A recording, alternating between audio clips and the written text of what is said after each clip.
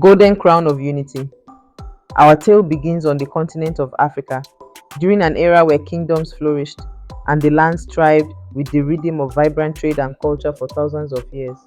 A fabled empire known as Oloru stretched far and wide, bordered by rivers that glittered like molten gold under the midday sun, and forests that whispered ancient secrets in the wind. Oloru was ruled by Queen Nyathera the Wise, a monarch that was celebrated not only for her beauty but also for her wisdom and fierce devotion to her people. Under Queen Nyathera's reign, Oloru prospered as a hub for trade and knowledge. Merchants traveled across deserts to sell their wares in bustling markets. Scholars debated in grand courtyards, and warriors stood vigilant at the borders. Yet, despite its prosperity, the kingdom faced a growing shadow, escalating tensions between the three prominent clans. The conflict. At the heart of Oloru's complexity were three distinct clans, each with a rich history and deep rooted identity. The River Clan, masters of waterways and trade, the Forest Clan, guardians of timber and wildlife, and the Desert Clan, renowned for their warrior spirit and mastery of trade routes. The clans, though loyal to the queen, had long harbored grievances against one another. The River Clan controlled the waterways, ensuring trade and prosperity, but they taxed other clans heavily. The Forest Clan, rich in timber, herbs, and wildlife, often resisted sharing their resources. Meanwhile, the Desert Clan, known for their mastery of the trade routes and their unmatched warriors, demanded greater recognition for their efforts in protecting the kingdom. These simmering tensions threatened to tear the kingdom apart. The queen knew that unity among the clans was crucial for Oloru's survival. Tales from the borders spoke of encroaching threats such as foreign merchants with motives beyond trade and distant kingdoms eyeing Oloru's wealth. One fateful evening, as the queen sat in her palace, surrounded by advisors, a messenger arrived, breathless and dust covered. Your Majesty, he began, bowing deeply. Tensions between the clans have reached their peak. A fight between the desert and forest clans has broken out in the markets of Aza, and blood has been shed. There are no casualties, and about 20 people have been wounded and are receiving treatment. As the messenger's words hung in the air, Queen Nyathera's mind raced with the implications of the conflict in Aza. The delicate peace they had so carefully negotiated seemed to be unraveling, and she knew that her response would be critical to Oloru's future. Rising from her chair with a calm determination that belied the gravity of the situation, she began to formulate a plan that would address not just the symptoms of their division, but its root causes. Her first plan of action was to send one of her emissaries to check on the wounded.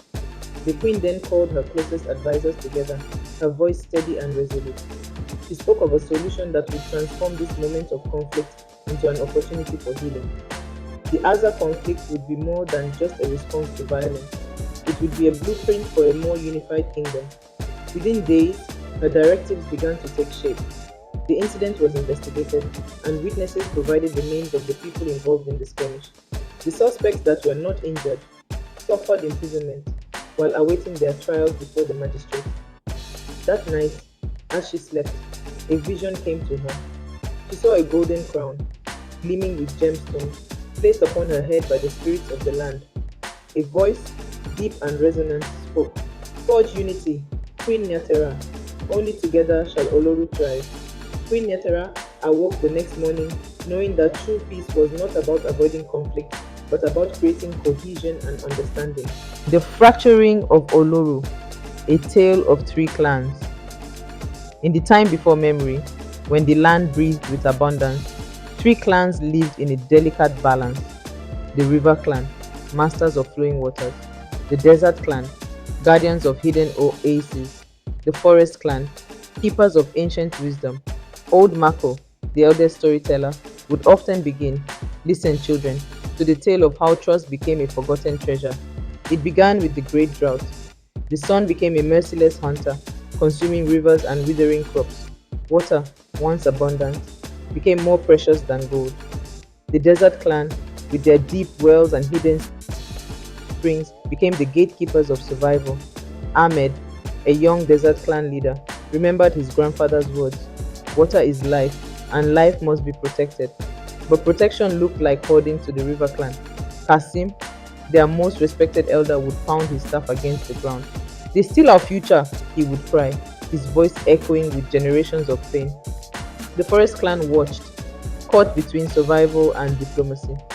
Amara, their wisest negotiator, understood the growing tension. We are becoming strangers to each other, she would caution her people, watching the fractures grow. Trade routes became battlegrounds of economic warfare. The river clan imposed impossible taxes. Desert clan traders were forced into humiliating negotiations.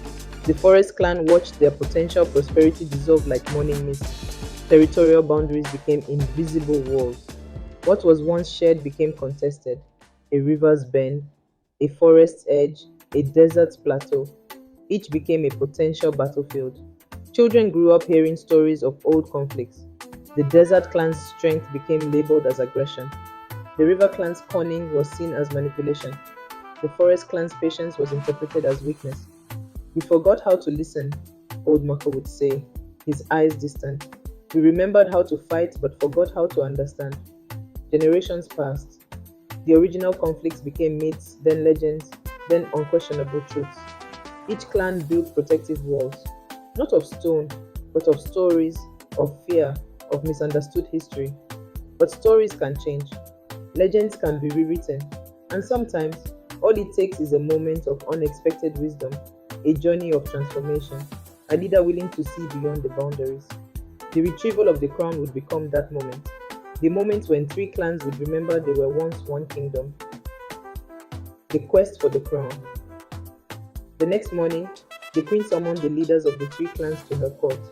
They arrived, each with their retinues, their faces guarded and their tempers barely concealed.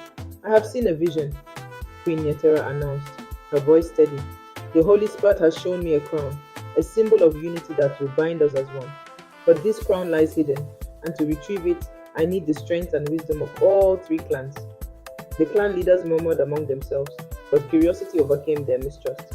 The queen continued, "The journey to find this crown will take us to the heart of our land, to river, forest, and desert. You must each choose your best champion to find and retrieve the crown of unity." From the river clan came Korede, a fierce fisherwoman known for her cunning and bravery. Korede of the river clan was no ordinary fisherwoman. Her weathered hands bore the marks of generations of river traders, each callous a testament to a life spent navigating treacherous waters. Her grandmother had once told her stories of how their people once lived in harmony, before the bitter taxes and trade disputes had torn the clans apart.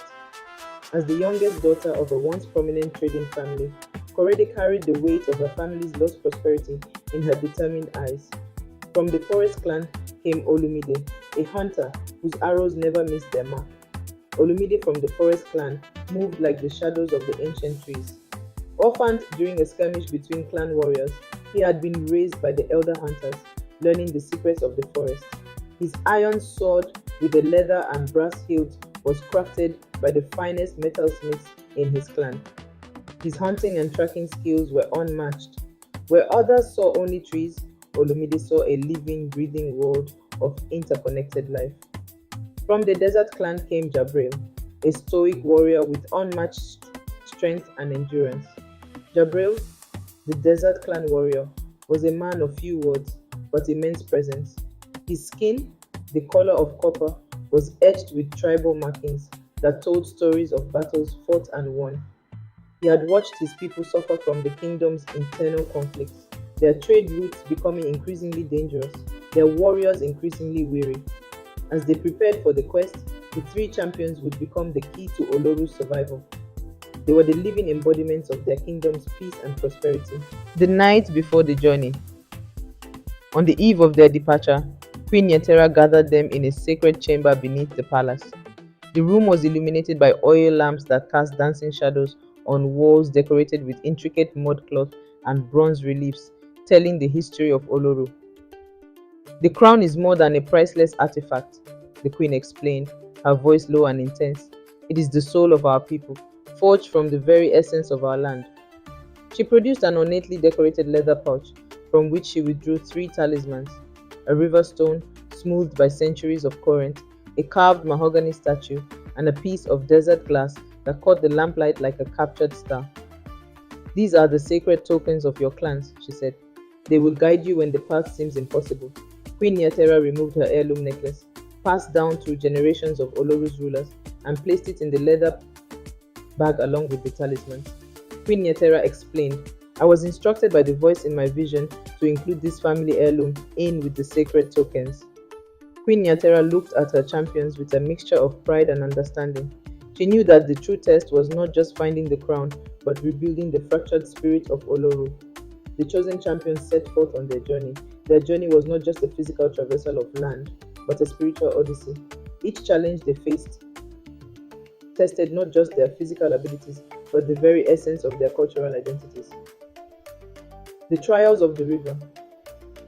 The first leg of their journey led them to the mighty river Agon, whose currents were swift and treacherous.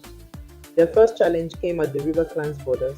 A massive, serpentine river blocked their path, its currents violent and unpredictable. Korede's intimate knowledge of water became their lifeline. Where others would have been swept away, she read the river's rhythm, guiding a makeshift raft through impossible passages. The golden crown was said to lie beyond the river, guarded by Janaina, the spirit of the waters. As they approached the riverbank, the waters began to churn violently, and a towering figure emerged, a giant woman with shimmering bluish-green scales and eyes like the depths of the ocean. Why do you disturb my domain? Janaina's voice echoed. Korede stepped forward. We seek the golden crown, a symbol of unity for our people. Will you grant us passage? Janaina tilted her head, her gaze piercing. Unity must be earned. Prove your worth by retrieving the pearl of harmony from the river's depths. Korede agreed to dive into the river to retrieve the pearl. Tying a rope around her waist and the other end around the boulder, she plunged into the water. The currents pulled and twisted, but she swam with determination. She encountered schools of fish that formed barriers and shadowy shapes that tested her courage. Finally, she spotted the pearl, glowing softly amidst a bed of reeds. As she grasped it, the river became still and Janaina reappeared. You have passed the trial, the spirit said, her voice softer now. May your unity be as enduring as these waters. The trials of the forest. Next, they entered the dense Oba forest, where the trees whispered of an ancient guardian named Ikun, the leopard king. As they ventured deeper, the air grew heavy and shadows seemed to follow their every step. The forest clan's territory presented a different challenge. Dense, almost sentient vegetation created labyrinths that seemed to shift and move. Poisonous plants mimicked edible ones, and deadly creatures lurked in shadowy undergrowth. Olumide's tracking skills became their salvation. He understood the forest's language, reading subtle signs invisible to the others. A particularly treacherous moment came when they encountered a clearing filled with identical yellow fruits. Olumide recognized the deadly trap. Only one fruit would sustain them, the others containing potent toxins. His choice would mean survival or certain death.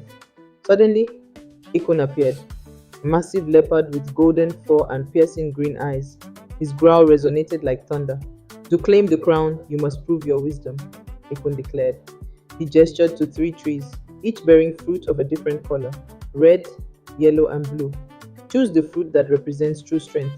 The group debated. Korede argued for the red fruit, symbolizing bravery. Jabre leaned toward the blue, representing resilience.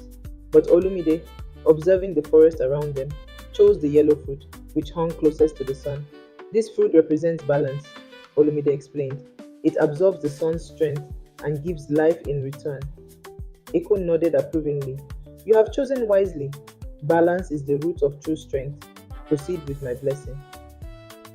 When Ekun challenged them, Olumide's choice of the yellow fruit was not just an intellectual decision, but a profound understanding of ecological harmony.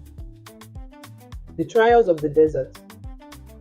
The final trial brought them to the scorching sands of the Kalahari Desert, where the sun spirit Toluwalase awaited. As they crossed the endless dunes, their water supplies dwindled, and exhaustion threatened to overtake them. The desert clan's territory was perhaps the most brutal test. Endless sand dunes stretched like an ocean of heat, with temperatures that could kill within hours. Water became more precious than gold. Jabrel's desert wisdom kept them alive. He knew how to find moisture in seemingly impossible places, how to navigate by subtle land formations that looked identical to untrained eyes. The Kalahari erupted into chaos as a monstrous sandstorm descended like a vengeful titan. Winds howled with the fury of 1,000 meerkats, hurling razor-sharp sand fragments that sliced through the air like invisible blades. At one point, a massive sandstorm engulfed them. Lesser travelers would have been buried alive. But Jabril understood the storm's language, finding shelter in rock formations that seemed invisible until the moment of desperate need. Jabril threw himself in front of his companions, his weathered hands forming an intricate protective sign language passed down through generations of desert survivors. Finally, they reached an oasis where Toluwalase appeared as a figure wreathed in golden light. Down! He roared, in a baritone voice overtaking the storm's apocalyptic rage. The sun spirit suddenly disappeared inside the sandstorm. Korede and Olumide dropped instantly, pressing themselves against a rock formation that seemed to materialize from nowhere. The storm's intensity was reduced to mere inches. The world transformed into a swirling vortex of sand and wind. Jabrail's eyes, protected by tide-wrapped cloth, scanned the treacherous landscape. His fingers traced ancient survival markings into the sand, protective symbols older than memory. Blood trickled from a cut on his forehead, mixing with the sand, taking on the form of a shield. The sun spirit reappeared from a 20-foot cyclone of desert sand that dissipated once he took his human form. To earn the crown, you must demonstrate sacrifice, Toluwalase demanded. Give me your most valuable possession. The champions hesitated. What could they offer? Suddenly, Queen Nyathera's necklace glowed through the seams of the leather pouch Korede carried on her hip. The three champions stared at it in amazement, while Korede opened the pouch, removed the necklace and handed it to Jabril, who held the beautiful necklace made of precious gems and gold up to the sun, where it sparkled in all its radiance.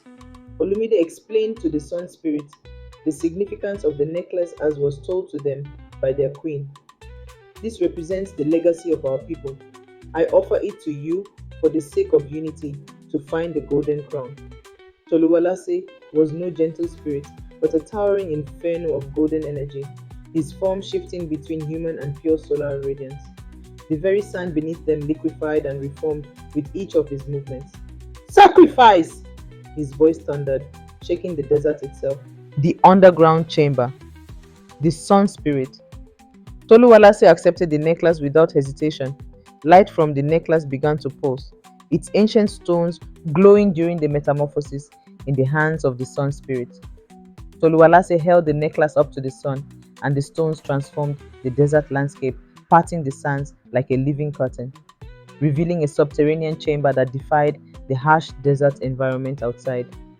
The underground chamber was strategically placed in the heart of the Kalahari, a location that represented the intersection of multiple tribal territories. It was designed to be almost impossible to find, revealing itself only to those who demonstrated the exact combination of qualities the desert spirits deemed worthy.